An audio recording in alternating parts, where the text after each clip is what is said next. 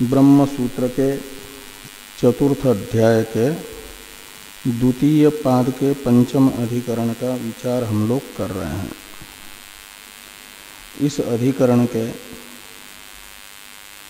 4 सूत्रों में से 2 सूत्रों का विचार हम लोग कर चुके हैं। 2 सूत्रों का विचार बाकी है। इस अधिकरण में विचार हो रहा है कि साध्यक्ष सूक्ष्म शरीर का अंतिम समय में आश्रयभूत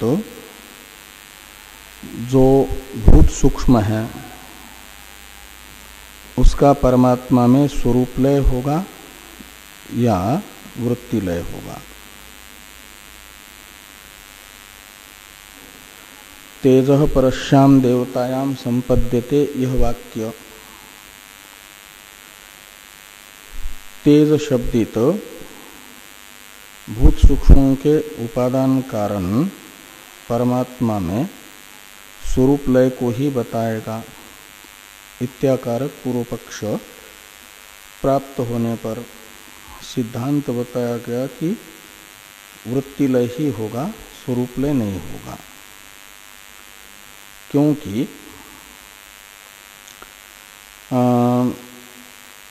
भूत सूक्ष्म की अवस्थिति शास्त्र बता रहा है मोक्ष के पहले तक। तद आपीते है इससे बताया गया। और मोक्ष होने तक प्रत्येक जीव का भूत सूक्ष्म अवस्थित रहता है। इसका ज्ञापक है संसार व्यपदेशात् योनिम अन्ये प्रपद्यन्ते शरीरत्वाय देहिना इत्यादि जो शास्त्र हैं वह बता रहा है कि मोक्ष होने तक एक शरीर को छोड़ना दूसरे शरीर को धारण करना रूप संसार चलता ही रहता है। तो शरीरांतर को धारण करने के लिए शरीरांतर का बीजभूत भूत सूक्ष्म का होना जरूरी है। उसका यदि स्वरूप लय होगा तब तो मोक्ष ही हो जाएगा मृत्यु मात्र से। इस प्रकार ये प्रथम सूत्र से बताया गया जो सिद्धांत कि मोक्ष होने तक जैसा सूक्ष्म शरीर वही रहता है जीव का, ऐसा एक शरीर से शरीरांतर में जाते समय सूक्ष्म शरीर का आश्रयभूत स्थूल शरीर का ही स्थूल भूतों का ही सूक्ष्म अंश भूत सूक्ष्म भी प्रत्येक जीव का वही रहता है। वह तत्व है। उसका स्वरूप उच्छेद ज्ञान से ही होगा, ज्ञान के पहले नहीं होगा। भले ही प्रकृति है परमात्मा पर देवता शब्दित, लेकिन उसमें भूतों का स्वरूप लय होगा ज्ञान से, ज्ञान से पहले नहीं।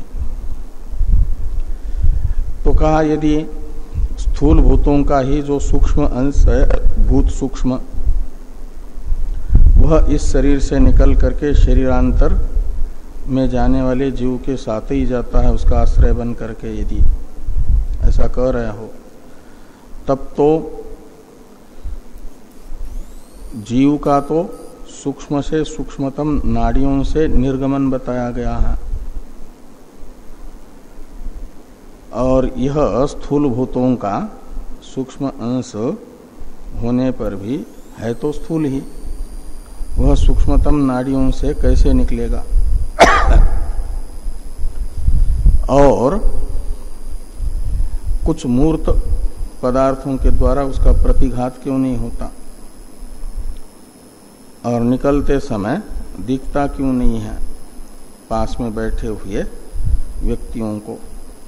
इन प्रश्नों का उत्तर देने के लिए द्वितीय सूत्र में बताया गया कि साध्यक्ष सूक्ष्म शरीर का मृत्यु के समय आश्रयभूत भूत सूक्ष्म स्वरूपतः भी सूक्ष्म है और प्रमाणतः भी सूक्ष्म है। प्रमाणतः सूक्ष्म होने से नाड़ी से निर्गमन उसका होगा और स्वरूपतः सूक्ष्मता का स्वरूप है स्वच्छता, और स्वच्छता का अर्थ है अभिव्यक्त रूप स्पर्शादि राहित्य। तो अभिव्यक्त रूप स्पर्शादि राहित्यात्मक स्वच्छता के कारण नहीं प्रतिघात होता मूर्तों से और दिखता भी नहीं है पार्श्वस्थ लोगों को। ये स्वरूपतः तथा प्रमाणतः सूक्ष्म है। ये कैसे ज्ञात होता है, किससे ज्ञात हुआ आपको? तो कहा तथोपलब्धे तयोर्धुमायन अमृतत्वम येति इत्यादि भूत सूक्ष्म आरूढ़ जीव का भूत सूक्ष्मों के साथ नाड़ी से निर्गमन बताने वाले शास्त्र वचनों से निश्चित हुआ है। आगे हैं तृतीय सूत्र, इसका उच्चारण किया जाए। नोपमर्दे नातः नोपमर्दे नातः न उपमर्दे न अतः न अव्यय है उपमर्दे न तृतीया है अतः अव्यय है। तो अतः का अर्थ है इसी कारण से, इसी कारण से ये अतः शब्द इदम शब्द से बना है ना, इदम ये सर्वनाम है। तो द्वितीय सूत्र के द्वारा जो भूत सूक्ष्म में बताई गई स्वरूपतः तथा प्रमाणतः सूक्ष्मता है उसका परामर्शक है। इसलिए अतः का अर्थ है स्वरूपतः एवं प्रमाणतः भूत सूक्ष्म सूक्ष्म होने के कारण ही उपमर्देन यानी स्थूल शरीरस्य उपमर्देन देहस्य इस षष्ट्यंत का ऊपर से अध्याय करना। स्थूल देहस्य उपमर्देन भूत सूक्ष्म न उपमर्दते। तो स्थूल शरीर का उपमर्द होने पर भी का मतलब अग्नि से दहादि होने पर भी, जिंदा जला देने पर भी भूत सूक्ष्म अग्नि से जलता नहीं। वह इस स्थूल शरीर में स्थित जो सूक्ष्म शरीर है और तद अभिमानी जीव है उसको लेकर के निकल जाता है अग्नि के अंदर से भी। जलते जलते यदि मृत्यु हो जाए तो उस समय भी वो निकल जाता है। वो तो अंत्येष्टि करते तब की कहीं आग लगी, ओह पहले ही कैसे निकल जाएगा। कहीं आग लग गई या किसी को जिंदा जला दिया, पेट्रोल डाल करके आग लगा दी, तो उस समय तो जीव है कि नहीं उसमें। कई लोग ऐसे करते हैं, शत्रुओं को नहीं करते हैं, आग लगा देते हैं। पांडवों को मारने की दृष्टि से तो लाक्षागृह में आग लगाई थी कि नहीं उसने, दुर्योधन ने। ऐसे कुछ लोग सीधे जल भी जाते हैं, लेकिन देह से जल जाता है और जलते हुए देह से भी सूक्ष्म शरीर को और उसके अभिमानी जीव को ले करके यह भूत सूक्ष्म निकल जाता है, अग्नि से ही निकल जाता है।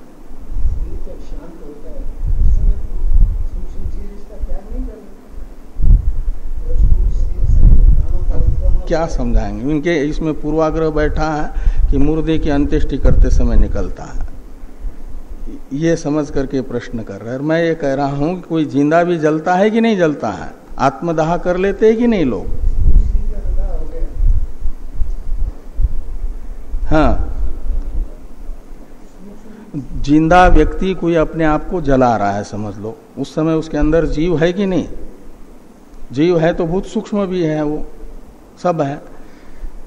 और जलते जलते ये शरीर जब छूट जाता है उस समय उससे पहले ही क्या कर देता है, निकल जाता है।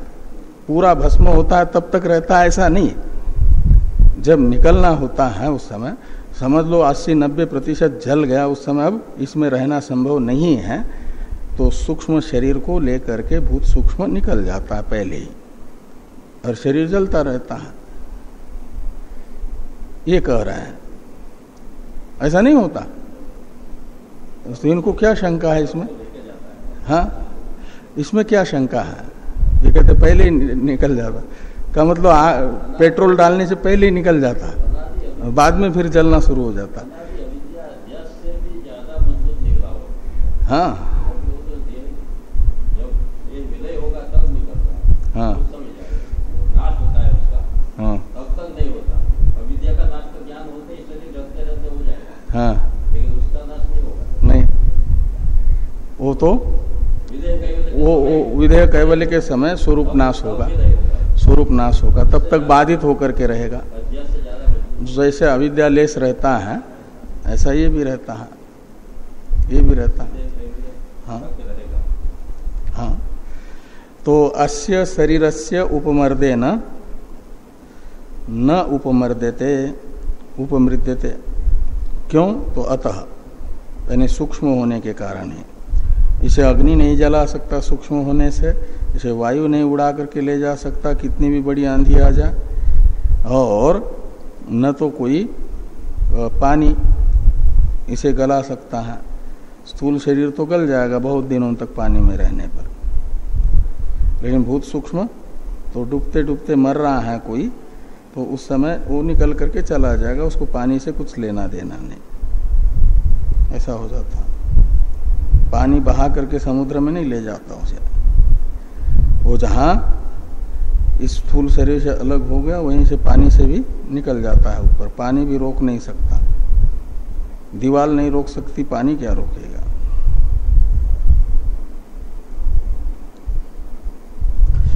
तो अस्य उपमर्दे न उपमृद्यते भूत सूक्ष्मम, क्यों? तो कहते हैं अतः यानी सूक्ष्मत्वात्। इसी प्रकार का सूत्रार्थ भाष्यकार भगवान बता रहे हैं कि अतएव यानी सूक्ष्मत्वात् नास्य स्थूलस्य शरीरस्य उपमर्देन दहादि निमित्तेन, दहादि निमित्तक जो स्थूल शरीर का उपमर्द हो रहा है, नाश हो रहा है, इसके नाश से इतरत सूक्ष्मम शरीरम न उपमृद्यते, नष्ट नहीं होता। अब अंतिम सूत्र है इस अधिकरण का, चौथा सूत्र।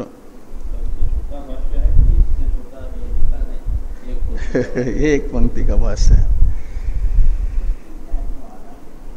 तो चौथे सूत्र की अवतरण टीका है, लिंग सद्भावे स औष्ण्य लिंगक अनुमानम आह अस्यैव चैति।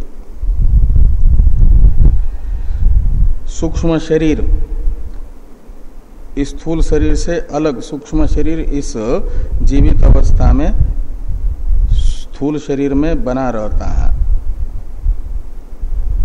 इसका ज्ञापक यद्यपि सूक्ष्म शरीर और भूत सूक्ष्म दिखता नहीं है ना, तो ये भूत सूक्ष्म जो सूक्ष्म शरीर का आश्रय है वह इस शरीर में रहता है जीवित अवस्था में। वो निकलता है सूक्ष्म शरीर को लेकर के, तब जीवित अवस्था में जैसा यह स्थूल शरीर प्रतीत होता है ऐसा प्रतीत नहीं होता। स्थूल शरीर जीवित अवस्था में कितने भी गर्म प्रदेश में, ठंडे प्रदेश में क्यों न रहे, जहाँ शून्य माइनस तापमान है तो भी वह गर्म रहता है। स्थूल शरीर, एकदम ठंडा नहीं होता। और कितना भी अधिक तापमान हो, 50 डिग्री से भी ज्यादा, लेकिन मुर्दा वहां पर भी ठंडा पड़ जाता है।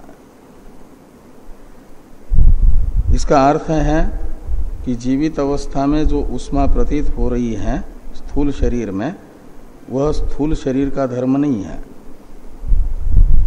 वह किसी और का धर्म है। जैसे जल यदि उष्ण प्रतीत हो रहा है तो स्वभावतः शीतल जल में औष्ण्य स्वतः नहीं है, अग्नि के संपर्क से है। वह अग्नि जब तक रहेगा तब तक गर्म रहेगा। अग्नि निकल जा तो पानी अपने स्वाभाविक स्थिति में आएगा, ठंडा होगा, शीतल होगा।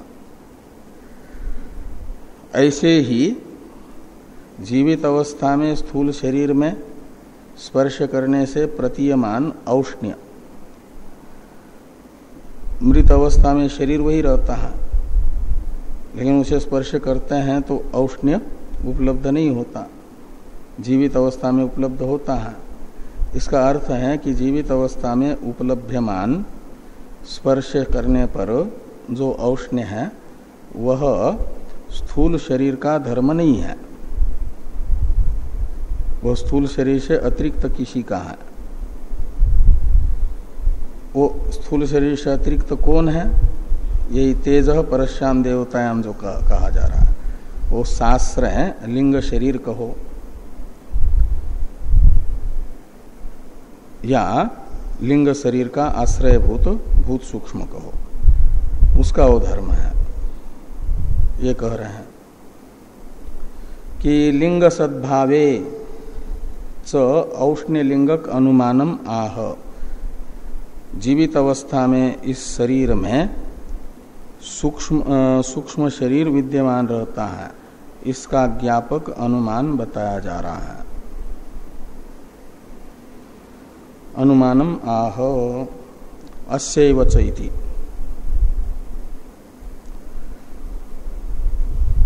अस्यैव चोपपत्ते रेष उष्मा, अस्यैव चोपपत्ते रेष उष्मा।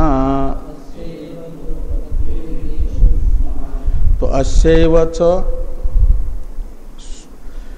इस अस्य एव च उपपत्ते येषः उष्मा, ऐसे 4 पद हैं, 6 पद हैं।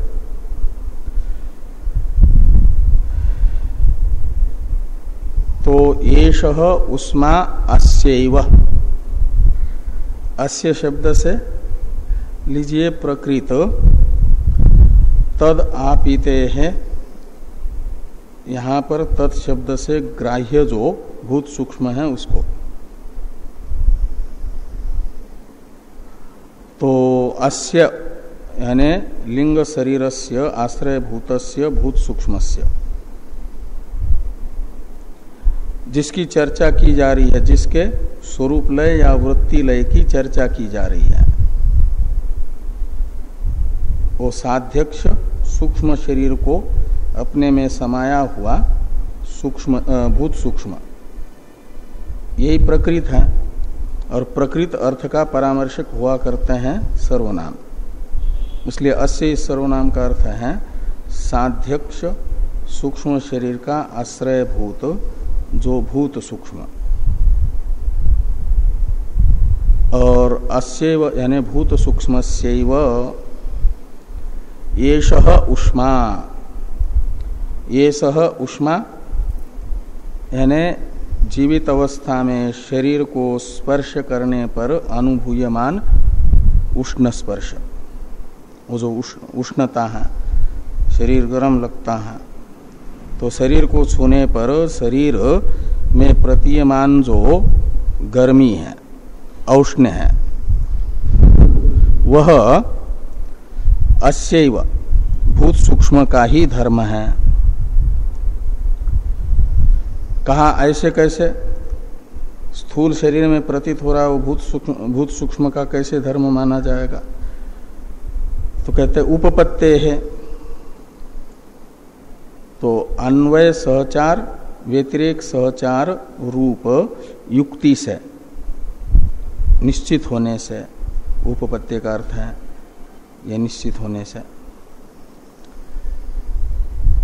इस स्थूल शरीर में जब तक भूत सूक्ष्म रहता है तभी तक स्थूल शरीर उष्ण प्रतीत होता है। तो भूत अस्मिन् शरीरे भूत सूक्ष्म सत्वे औष्ण्य उपलब्धि और भूत सूक्ष्माभावे औष्ण्य उपलब्ध्याभाव, ये व्यतिरेक सहचार है। तो अन्वय सहचार व्यतिरेक सहचार से ये निश्चित होता है कि स्थूल शरीर में भूत सूक्ष्म के रहने पर ही उष्णता प्रतीत होती है, भूत सूक्ष्म के न रहने पर नहीं होती है। ये उपपत्ति है, यानी युक्ति से निश्चय है।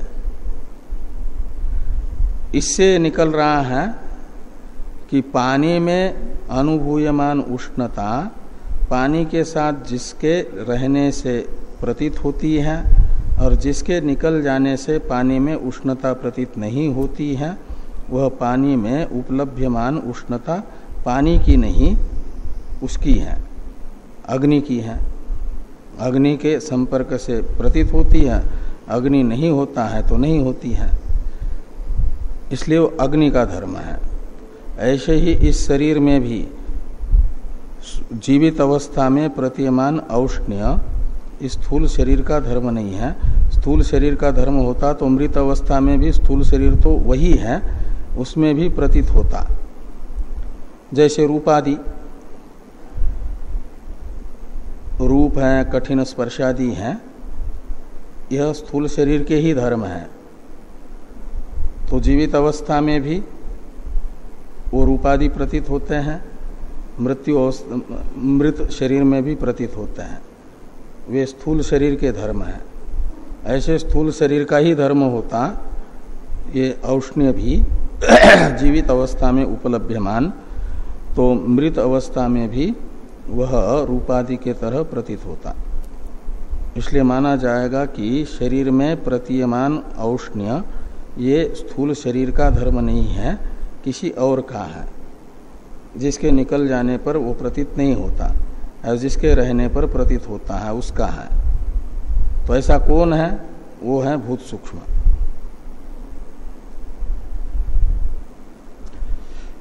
इसी प्रकार का सूत्रार्थ भगवान भाष्यकार बता रहे हैं कि अस्यैवच सूक्ष्मस्य शरीरस्य एष उष्मा, सूक्ष्म शरीर यानी शास्त्र सूक्ष्म शरीर लेना, इसलिए वो भी आ जाएगा। तो उष्मा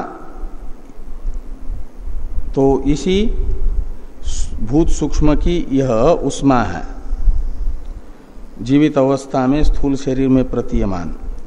तो कौन सी उष्मा? तो कहते हैं यम ये तस्मिन् शरीरे संस्पर्शेन उष्माणम विजानन्ति। तो यम उष्मानम विजानन्ति, तो छू करके जीवित शरीर को त्वग इंद्रिय से जिस उष्मा का अनुभव करते हैं लोग, जिस उष्मा को जानते हैं, वह उष्मा स्थूल शरीर का धर्म नहीं है, इसी शास्त्रीय सूक्ष्म शरीर का धर्म है। तथा ही मृत अवस्थायाम अवस्थितेपि देहे विद्यमानेषु अपि च रूपादिषु देह गुणेषु न उष्मा उपलभ्यते, जीवत अवस्थायाम एव तु उपलभ्यते इत्यतः उपपद्यते प्रसिद्ध शरीर व्यतिरिक्त व्यपाश्रय एव एष उष्मा इति।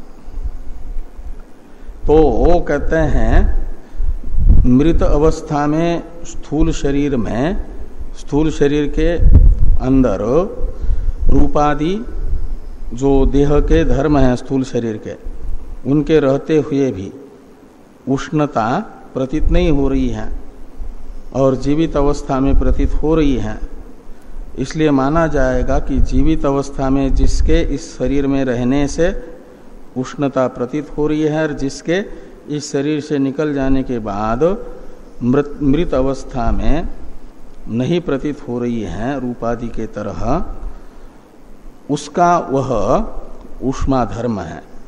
उसका आश्रय ऊष्मा रूप जो धर्म है, इसका धर्मी वो है जो निकल गया है। वो शास्त्र भूत सूक्ष्म शरीर निकल गया, उसका धर्म है। तथा च श्रुति, इसीलिए श्रुति भी इसी प्रकार अनुमान सिद्ध अर्थ का ज्ञापन करती है कि तथा च उष्ण एव जीविष्यन् शीतो मरिष्यन् इति। कहते ये जो शरीर है जीते जी उष्ण होता है और मरिष्यन् मरेगा तो शीतः, ये शरीर शीत हो जाता है, ठंडा पड़ जाता है। तो इस प्रकार ये चार सूत्रों से ये निश्चित कर दिया कि भूत सूक्ष्मों का प्रकृति परमात्मा होने पर भी अज्ञानी जीवों के भूत सूक्ष्म का अपनी प्रकृति परमात्मा में स्वरूप लय न होकर के वृत्ति लय ही होता है, इसलिए कि उनका जन्मांतर होना है। स्वरूप लय होगा तो फिर जन्मांतर नहीं हो पाएगा।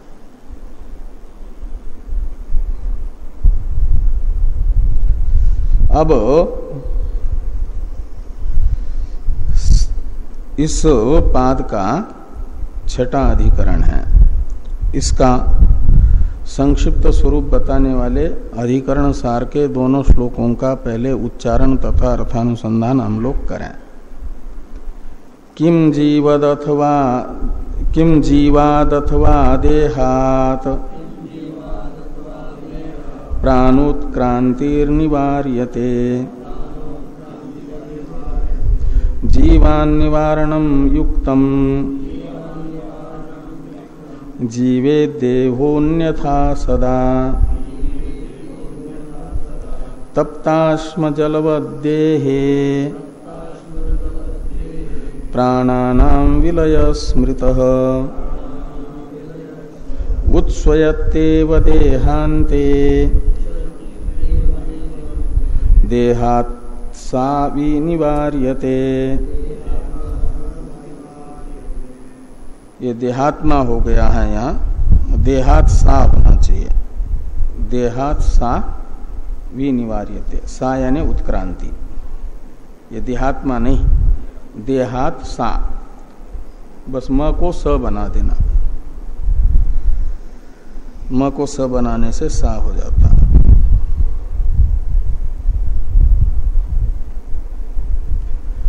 तो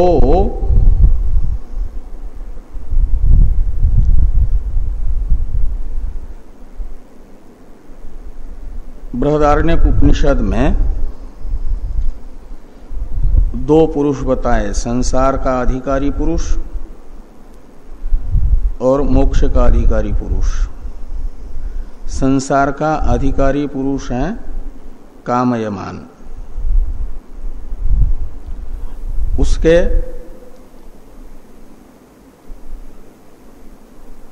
इस लोक से परलोक संचरण रूप जन्मांतर का संसार का वर्णन विस्तार से बृहदारण्यक उपनिषद के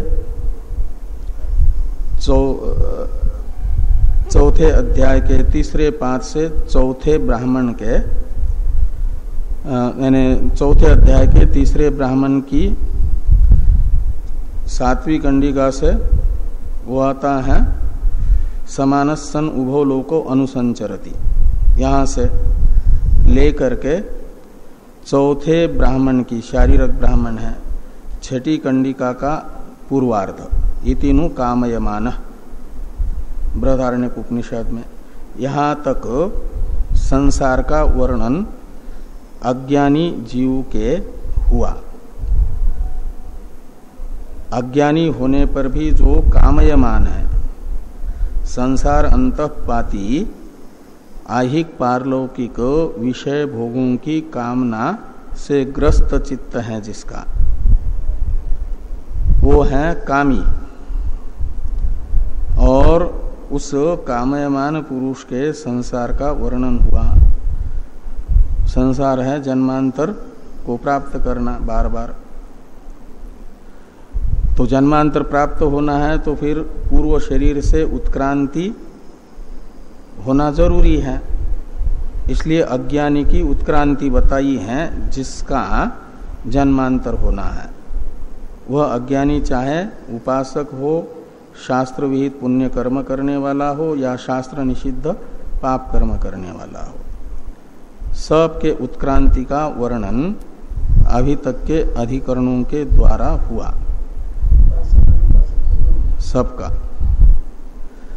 सबकी उत्क्रांति बताई गई। और बाद में बृहदारण्यक उपनिषद में एक प्रकरण शुरू होता है चौथे अध्याय के चौथे ब्राह्मण के ही छठी कंडिका के उत्तरार्ध से, अथ अकामयमान, यहां से इसे जो अकामयमान है इसी का स्पष्टीकरण करते हुए कहा कि यो अकामो निष्काम आप्तकाम आत्मकाम न तस्य प्राणा उत्क्रामन्ति अत्रैव समवलीयन्ते ब्रह्म सन् ब्रह्माप्येति। तो यहाँ न तस्य प्राणा उत्क्रामन्ति, यह श्रुति तस्य शब्द से किसका परामर्श होगा कि जिसको अकामयमान कहा गया। यत् तदोर नित्य संबंध होता है ना। तो यो अकाम निष्काम इत्यादि से बताया गया जो कामना रहित चित्त वाला है। कामना रहित चित्त वाला होता है स्थित प्रज्ञ। प्रजाहति यदा कामन सर्वान पार्थ मनोगतान के अनुसार ज्ञान से ही अकाम हुआ जाता है। और जो अकाम है उसी को तस्य शब्द से लेना है, जिसके चित्त में ज्ञान से समूल समस्त कामनाओं का उच्छेद हो गया है। उसके प्राणों का उत्क्रमण नहीं होता। न तस्य प्राणा उत्क्रामन्ति, यह श्रुति कह रही है। तो यहां प्राण शब्दित जो बाह्यकरण और अंतःकरण तथा मुख्य प्राण संघात सूक्ष्म शरीर है और उसका आश्रय भूत सूक्ष्म भी है। बिना भूत सूक्ष्म के तो इनका उत्क्रमण होगा ही नहीं। इसलिए ये जो प्राणों के उत्क्रमण का निषेध किया जा रहा है, ब्रह्मज्ञानी के उत्क्रांति का निषेध, तो यह उत्क्रांति का निषेध कहां से बताया जा रहा है? उत्क्रांति निषेध का अवधि कौन है? अपादान कौन है? क्या शरीर से प्राणों के उत्क्रमण का निषेध बताया जा रहा है या जीव से? ये संशय है। न तस्य प्राणा उत्क्रामन्ति, ये वाक्य प्राणों के उत्क्रांति का निषेध करता है। लेकिन कहां से प्राण नहीं निकलते करके कहा जा रहा है? जीव से अलग नहीं होते हैं कहा जा रहा है या देह से अलग नहीं होते हैं करके कहा जा रहा है? ये संशय बताया कि किम जीवात प्राणोत्क्रांति निवार्यते, संशय अंतपाती प्रथम कोटि। वा यानी अथवा, ये अथवा ही है यहाँ, अथवा देहात प्राणोत्क्रांतिर निवार्यते। तो प्राण उत्क्रांति निषेध का अवधि जीव है या शरीर है। जीव से प्राणों के उत्क्रमण का निषेध श्रुति बता रही है या देह से प्राणों के उत्क्रांति का निषेध बता रही है, ये संशय हुआ इस अधिकरण में। तो पूर्व पक्षी बताते हैं अपना निर्णय कि जीवान निवारणम युक्तम, जीव से प्राणों की उत्क्रांति का निराकरण मानना, निषेध मानना उचित है। देह से तो उत्क्रांति हो जाएगी, जैसे अज्ञानी के देह से प्राणों का उत्क्रमण होता है, ऐसे ब्रह्मज्ञानी के भी, निर्विशेष ब्रह्मज्ञानी के भी देह से प्राणों का उत्क्रमण होगा पूर्व पक्षी के अनुसार।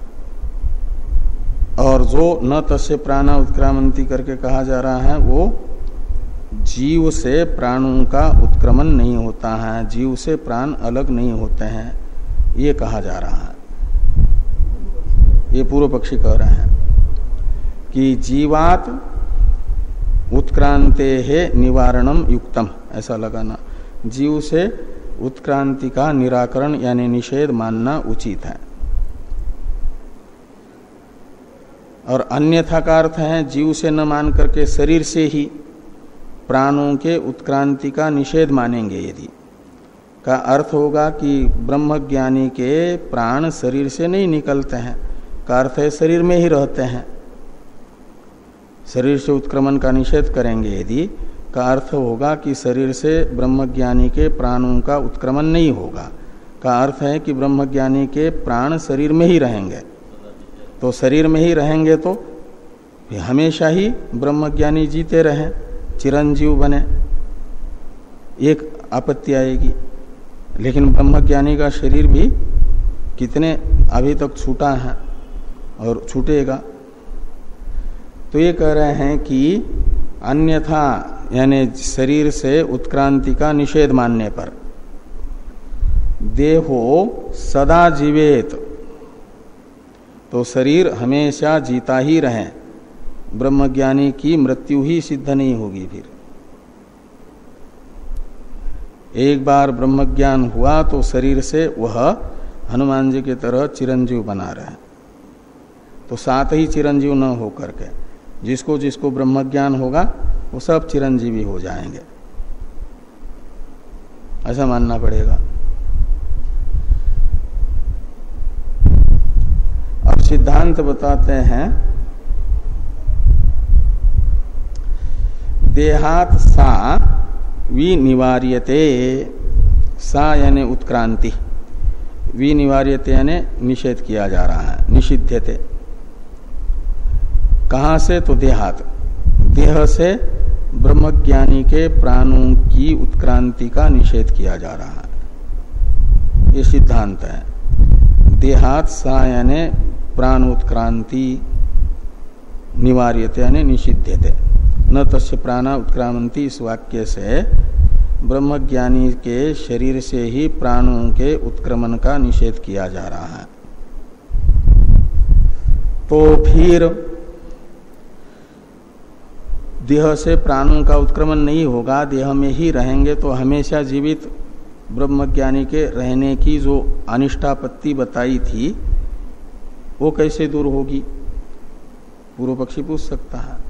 तो पूर्व पक्षी के इस अनिष्टापत्ति का निराकरण करने के लिए पूर्वार्ध में कहते हैं कि शरीर से प्राणों का उत्क्रमण नहीं होता और शरीर में वे रहते भी नहीं, शरीर से निकलते भी नहीं और शरीर में रहते भी नहीं।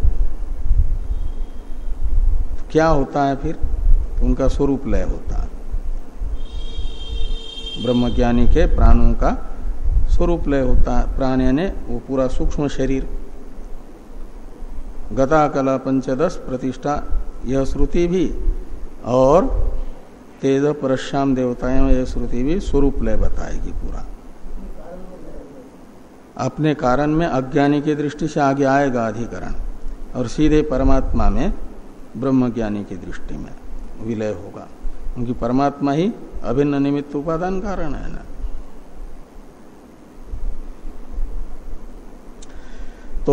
कहा कि शरीर से निकलते भी नहीं और शरीर में रहते भी नहीं, तो होता क्या है, तो इसको समझाने के लिए दृष्टांत बताते हैं कि तप्तास्म जलवत,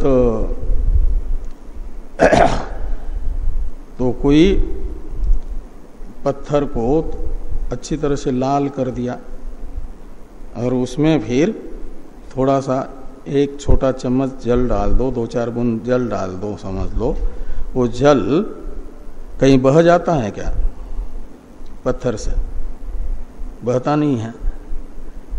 तो पत्थर में रहता है क्या? तो पत्थर में भी नहीं रहता और बहता भी नहीं है। तो कहाँ जाता है? उसका स्वरूप लय होता है। जल का उपादान कारण है अग्नि, अग्नि में वो लीन हो जाता है, उतने स्वरूप लय हुआ उसका।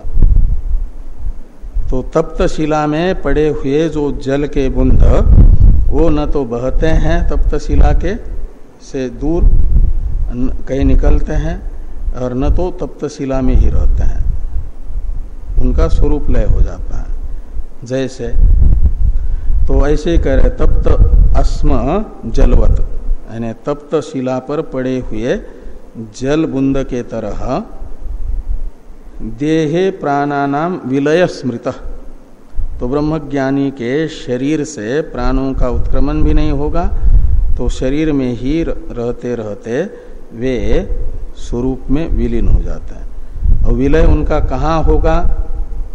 अपंचकृत पंच महाभूतों में होगा या परमात्मा में होगा, इसके लिए अलग अधिकरण आ रहा है। लेकिन स्वरूप लय होगा ब्रह्मज्ञानी के वो उपाधिभूत सूक्ष्म शरीर अंतःपाती सभी तत्वों का और भूत सूक्ष्म का भी, सभी का।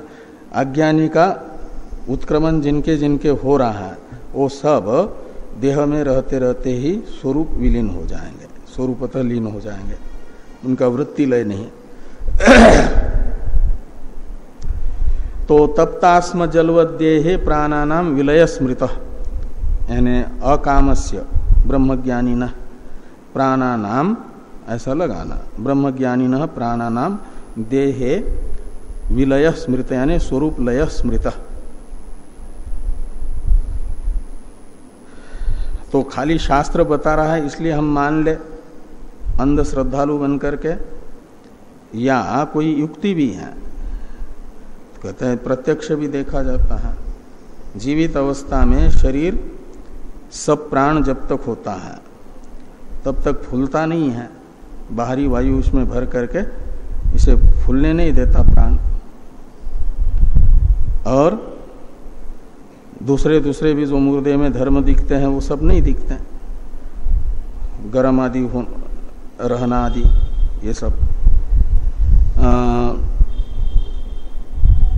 तो जो मृत देह है वह जैसे अज्ञानी का स्थूल शरीर से प्राण आदि का उत्क्रमण होने के बाद शरीर से निकल जाता है भूत सूक्ष्म प्राण आदि को लेकर के, तो फूल जाता है शरीर, ऐसे ब्रह्मज्ञानी का शरीर भी फूलेगा। ब्रह्मज्ञानी के शरीर में और अज्ञानी के शरीर में कोई अंतर नहीं है, दोनों भी पांच भौतिक शरीर हैं, पांचों भूतों से ही बने हुए हैं। तो ब्रह्मज्ञानी के प्राण यदि देह में ही रहते तो अज्ञानी का शरीर जैसे प्राणहीन होकर के फूलता है ऐसा न फूलता फिर, लेकिन फूल जाता है ब्रह्मज्ञानी का शरीर भी। तो जैसे अज्ञानी का शरीर बहुत दिनों तक ऐसा ही कहीं पड़ा रहे तो सड़ जाता है, ऐसे ही ब्रह्मज्ञानी का भी सड़ जाएगा, उसमें से बदबू आदि आएगी। तो ये कहते हैं कि उत्स्वयत्तेव देहांते, तो अंते यानी मृत अवस्थायाम देह उत्स्वयति का मतलब फूल जाता है। इससे लगता है कि ब्रह्मज्ञानी के शरीर से प्राण न निकलने पर भी शरीर में रहे नहीं, उनका स्वरूप लय हो गया। जब स्वरूप लय हो जाएगा तो वो शरीर जो स्थूल शरीर है उसकी स्थिति जैसे अज्ञानी के स्थूल शरीर की होती है ऐसे ही ब्रह्मज्ञानी के स्थूल शरीर की भी होगी, फूलनादि। ये ज्ञापक हैं, स्थूल शरीर में नहीं रहे, इस अर्थ का।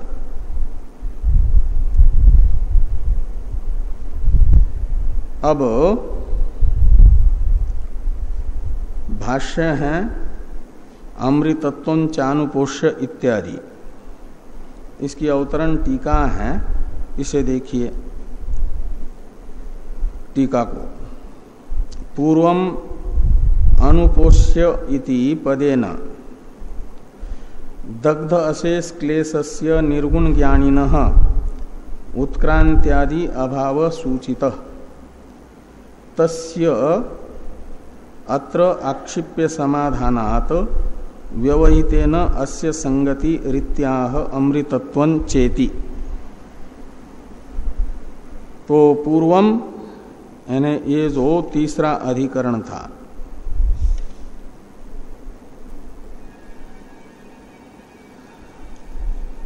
यह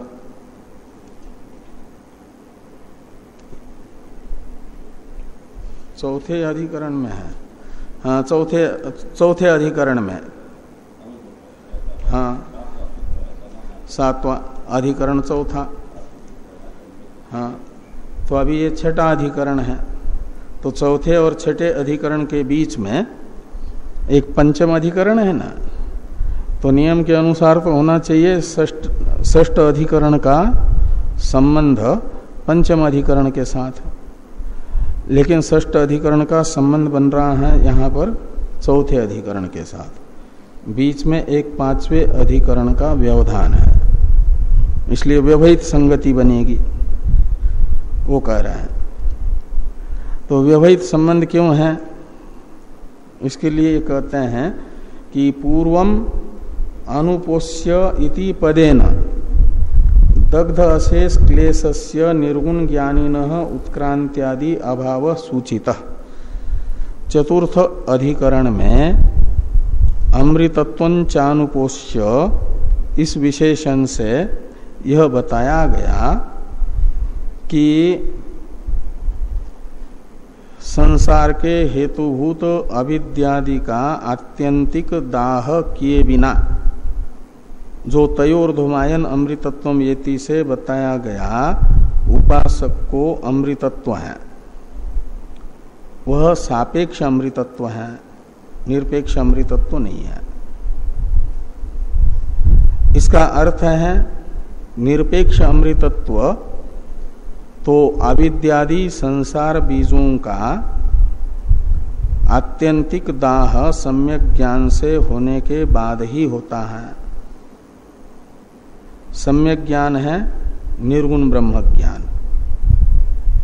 तो निर्गुण ब्रह्म ज्ञान जो संसार के बीजभूत अविद्यादि का अत्यंत दाह करने वाला है, वह जिनको हो गया है, निर्विशेष ब्रह्म का आत्मरूप से साक्षात्कार जिनको हो गया, वे हैं निर्गुण ज्ञानी।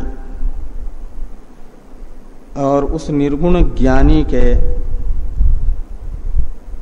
संसार के बीजभूत अविद्यादियों का अत्यंत दाह होगा। तो फिर अत्यंत दाह ये सूचित किया गया है, सीधे शब्द से तो नहीं बताया। तो ये कहा कि अनुपोष्य इति पदेन दग्ध अशेष क्लेशस्य निर्गुण ज्ञानिनः, तो संसार के बीज अविद्यादि क्लेश संपूर्ण रूप से समाप्त हो गए हैं जिनके, ऐसे निर्गुण ब्रह्मज्ञानी के उत्क्रांति के अभाव को सूचित किया गया। वहां पर सीधे सीधे उत्क्रांति का अभाव नहीं बताया गया, सूचित किया गया। वो जो चौथे अधिकरण में अमृतत्वं चानुपोष्य में अनुपोष्य शब्द से सूचित निर्गुण ब्रह्मज्ञानी के उत्क्रांति का अभाव है, षष्ठ अधिकरण में उसके आक्षेप समाधान द्वारा निरूपण किया जा रहा है। ब्रह्मज्ञानी के उत्क्रांति के अभाव का समर्थन किया जा रहा है आक्षेप समाधान द्वारा। इसलिए चौथे अधिकरण के द्वारा सूचित अर्थ का ही इस अधिकरण के द्वारा निरूपण हो रहा है आक्षेप समाधान द्वारा, जिस कारण से उस कारण से इस अधिकरण की चौथे अधिकरण के साथ संगति बनेगी। ये लिखते हैं कि सूचित तस्य अत्र आक्षिप्य समाधानात् व्यवहितेन अधिकरणेन संबंध अस्य यानी ये षष्ठस्य अधिकरणस्य संगति। तो छठे अधिकरण की संगति चौथे अधिकरण के साथ है।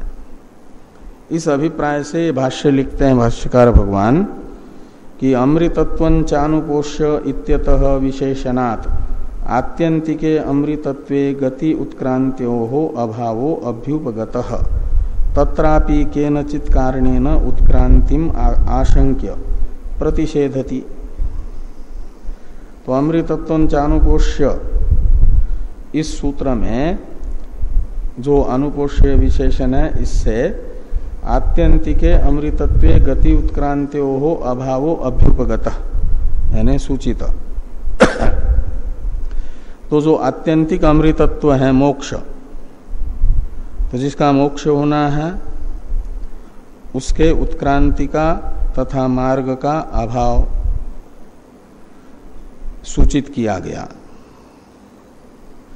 अपेक्षित अमृतत्व के लिए ही उत्क्रांति तथा मार्ग की अपेक्षा है और निरपेक्ष अमृतत्व की प्राप्ति के लिए उत्क्रांति मार्ग की अनावश्यकता है, आवश्यकता नहीं है, ये बताया गया।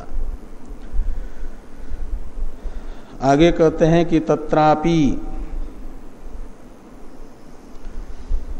केनचित् कारणेन उत्क्रांतिम आशंक्य प्रतिषेधति। तो तत्रापि यानी निरपेक्ष अमृतत्व की प्राप्ति में भी किसी हेतु से उत्क्रांति की आशंका करके उसका निराकरण किया जा रहा है। उत्क्रांति की आशंका का निराकरण करते हैं। हाँ हाँ हाँ हाँ हाँ वो आ रहा है टीका में।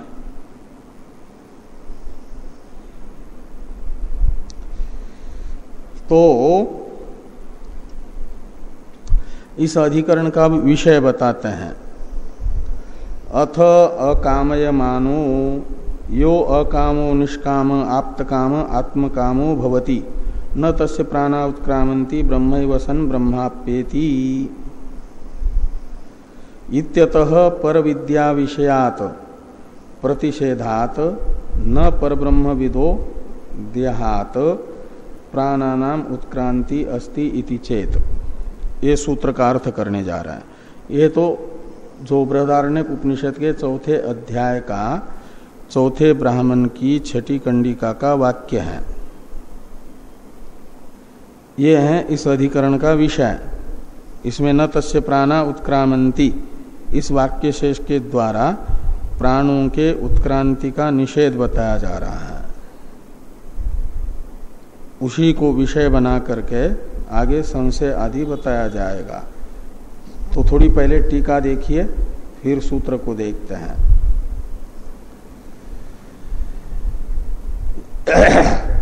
सकामस्य संसार उक्ति अनंतरम निष्कामस्य मुक्ति प्रकरणार्थो अथ शब्द। अथ कामयमान इस श्रुति में जो शुरू में अथ शब्द है वह प्रकरण विच्छेद करता है। पूर्व में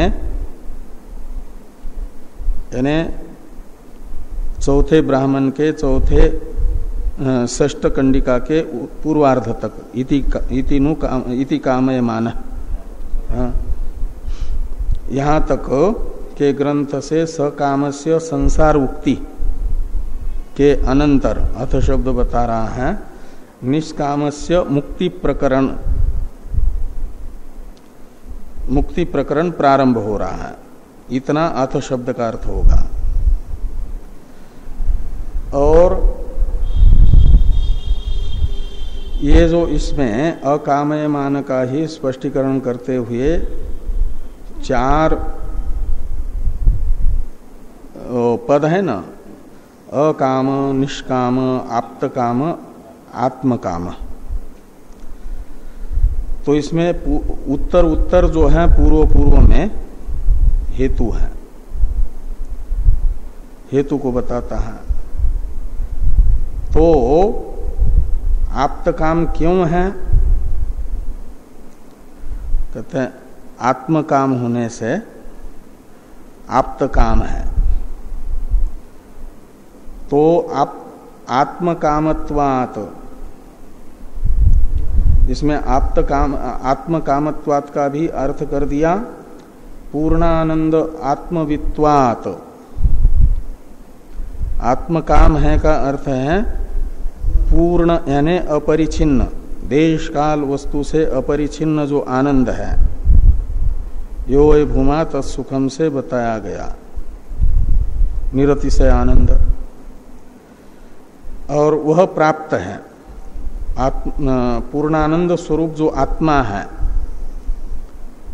और वह आत्मा विद्री लाभे से वित शब्द बनेगा, तो पूर्णानंद स्वरूप आत्मा का लाभ हो गया है,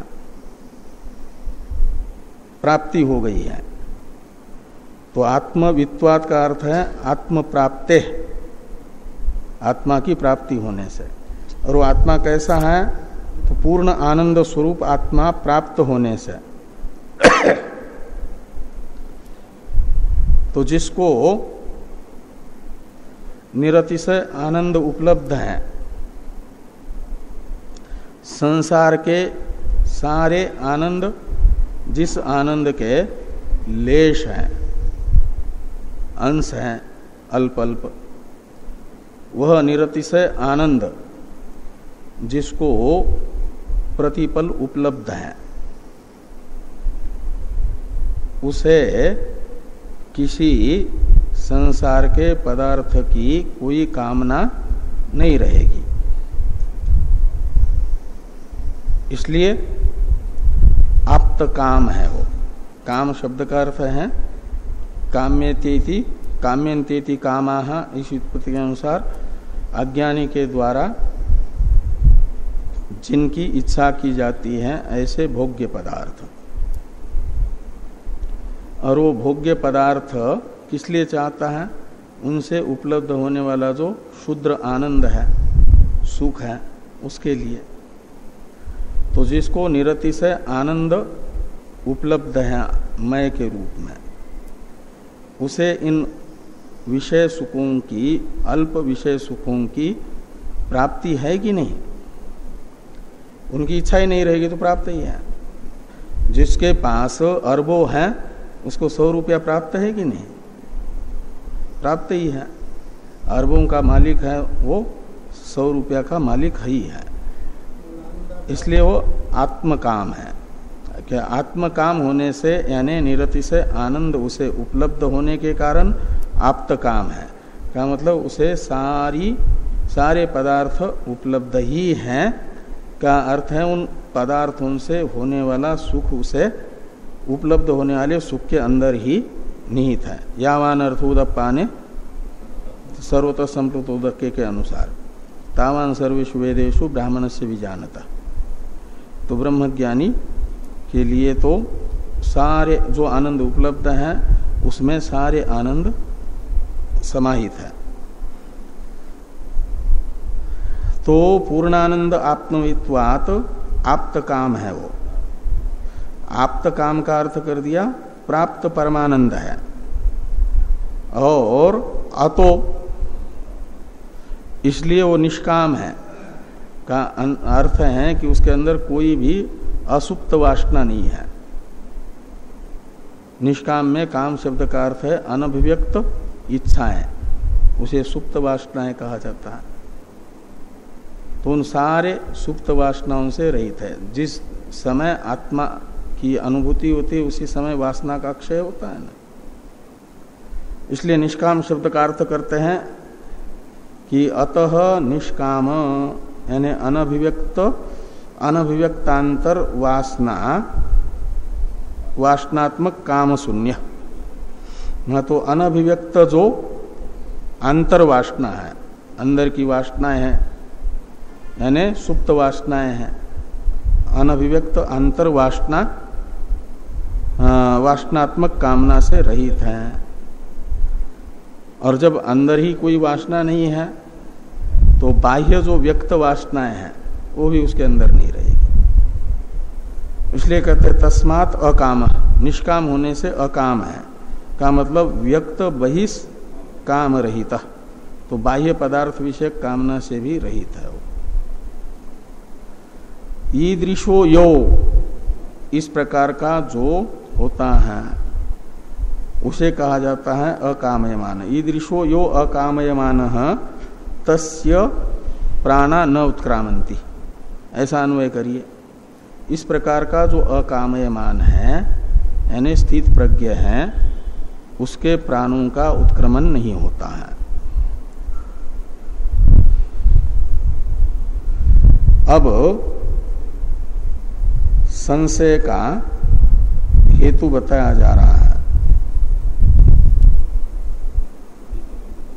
हाँ, ज्ञानिन उत्क्रांति अस्ति नवा इति पंचमी षष्ठी श्रुतिभ्याम संदेह सिद्धांति शंका निराश पूर्वकम पूर्वपक्षयति न इत्यादि ना। इस पर चर्चा हम लोग कल करते हैं।